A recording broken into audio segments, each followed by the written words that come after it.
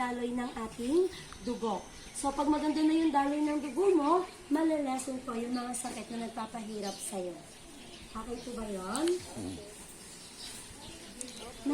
Okay po, okay. Okay. Okay, ako na nag-okay. Sayang nga po, ha? Mahina yung pandinig. Don't worry po, by using smartphone, pwede rin po siyang matulungan para maging okay paunti-unti yung kanyang pandinig.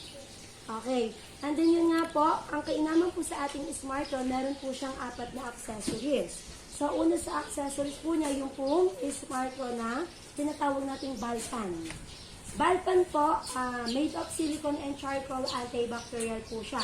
Kaya kahit na may mga alipunga yung sasalang, huwag kang mag-alala, hindi ka mahahawa. Okay? Apo.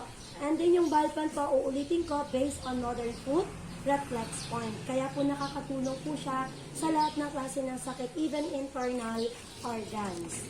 Ayan, so, uulitin ko po yung Balpan. Wala po yung pasma, no? Ma'am, after using smartphone, pwede ba kami maligo?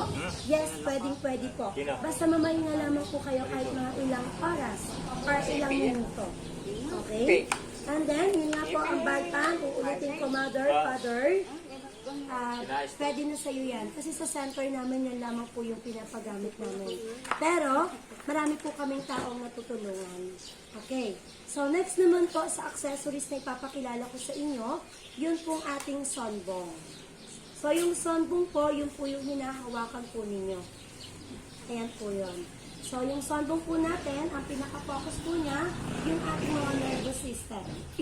Especially po yung central nervous system po natin, na connected po yung ating 5 senses.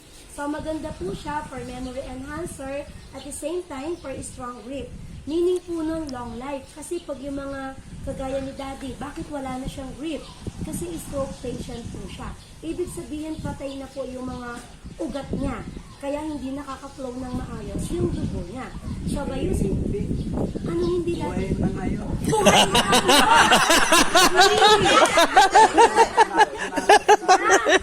nabuhay na! Oh my God, ang bilis! Naramdaman mo na. Kaya, Daddy, bakit ganon? 20 minutes lang kita isinalang pero may pakiramdam na. Bayayari na siya. Oo, kasi nga po, sa ayaw sa gusto mo, through pulse frequency,